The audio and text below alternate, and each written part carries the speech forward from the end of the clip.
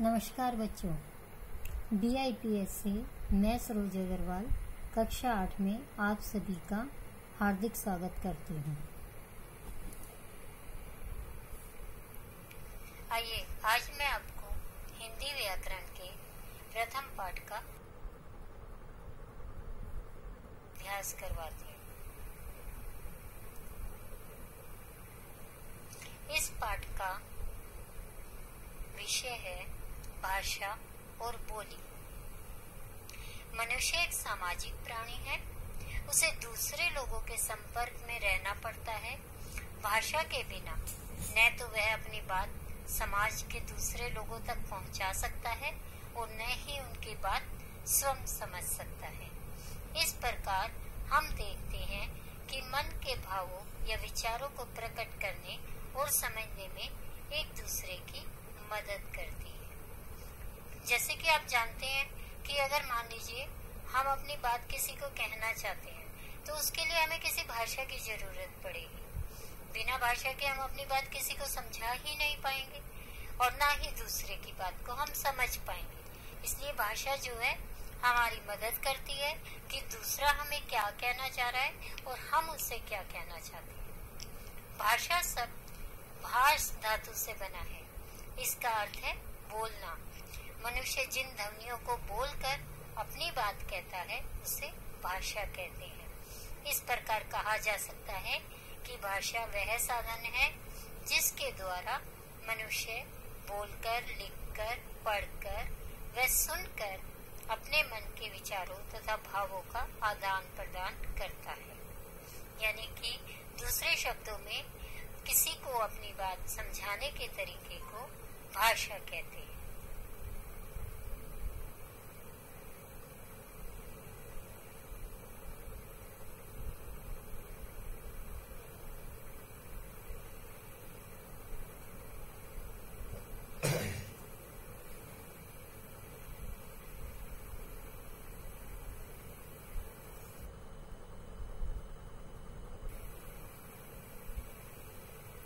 भाषा के रूप।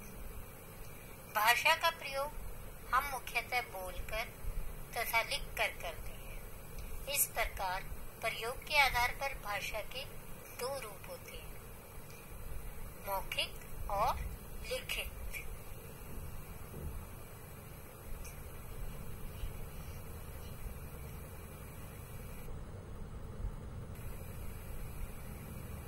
मौखिक भाषा। मौखिक का अर्थ है मुख से निकली हुई। जब हम बोलकर और सुनकर अपने विचार एक दूसरे तक पहुंचाते हैं तो यह भाषा का मौखिक रूप कहलाता है। जैसे आजकल आप घर पे हैं, आप मम्मी से कहते हैं मम्मी मुझे ये चाहिए, पापा मुझे ये चाहिए, या आप मेरे साथ खेलिए, आप मुझसे बातें कीजिए। तो बोलकर हम जो भी कार्य करते हैं वह भाषा का मौखिक रूप होता है। लिखित भाषा। लिखित का अर्थ है लिखा हुआ। जब मनुष्य अपने मन के भावों को लिखकर और पढ़कर व्यक्त करता है तो वह भाषा का लिखित रूप होता है। जैसे कि आपको अपने फ्रेंड को कोई बात कहनी है तो आप उसे व्हाट्सएप के जरिए या लेटर के जरिए उसे लिखकर बताएंगे कि आप उससे क्या कहना चाहते हैं। तो इस तरह से जब उसे आपका मैसेज मिलेगा या आपका पत्र मिलेगा तो वो उसे पढ़कर ये जान पाएगा कि आपने उससे क्या कहा है। तो यानी कि पढ़ने और लिखने वाला रूप लिखित भाषा कहलाता है। भाषा का मूल रूप मौखिक होता है, इसे सीखना नहीं पड़ता। मातृभाषा। भाषा का वह रूप जिसे बालक सबसे पहले अपने परिवार में रहकर सीखता है वह मातृभाषा कहलाती है। जैसे परिवार में बड़े जो भी बोलते हैं वही बच्चे बोलते हैं। अगर एक परिवार बंगाली है और वो बंगाली भाषा का यूज करता है तो बच्चे भी बंगाली भाषा ही बोलते हैं। अगर कि कोई परिवार हिंदी भाषा बोलता है और बच्चे वही भाषा सीखते हैं, वही भाषा बोलते हैं, तो हिंदी ही उस बच्चे की मातृभाषा कहलाएगी।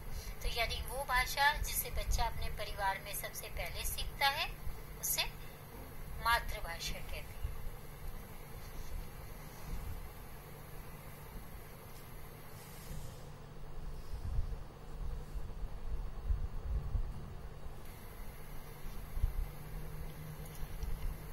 हिंदी भाषा की राजभाषा के रूप में मान्यता तथा स्वीकृत भाषाएं। क्या आप जानते हैं कि 14 सितंबर 1949 को भारत सरकार ने हिंदी को राजभाषा घोषित किया था।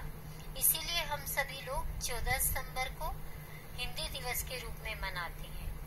भारतीय संविधान में 22 भाषाओं को मान्यता प्रदान की गई है और वे इस प्रकार है: हिंदी, असमिया, बंगाली, गुजराती, बोडो, डोगरी, कन्नड़, कश्मीरी, कोंकणी, पंजाबी, उर्दू, मैथिली, मलयालम, मणिपुरी, मराठी, नेपाली, उड़िया, संस्कृत, तमिल, तेलुगु, संथाली तथा सिंधी। ये 22 भाषाएं हैं जिन्हें हमारे संविधान में मान्यता मिली हुई है। राजभाषा, राज प्लस भाषा यानी कामकाज की भाषा, वह भाषा जिसका प्रयोग देश के कार्यालयों में कामकाज के लिए किया जाता है, वह भाषा राजभाषा कहलाती है।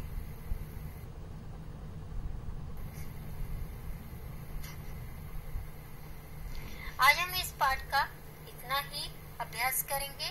बाकी का अभ्यास हम पार्ट 2 में करेंगे। फिलहाल मैंने आपको इस पाठ से संबंधित कुछ गृह कार्य दिया है, कुछ बहुविकल्पी प्रश्न दिए हैं जिन्हें आप हल कीजिएगा। जैसे कि भाषा कहते हैं मन के भावों को बोलकर या लिखकर बताना, मन के भावों को संकेत द्वारा बताना, मन के भावों को केवल बोलकर बताना, मन के भावों को केवल संकेत के द्वारा बताना। भाषा के मुख्य रूप हैं 1, 2, 3 या 4।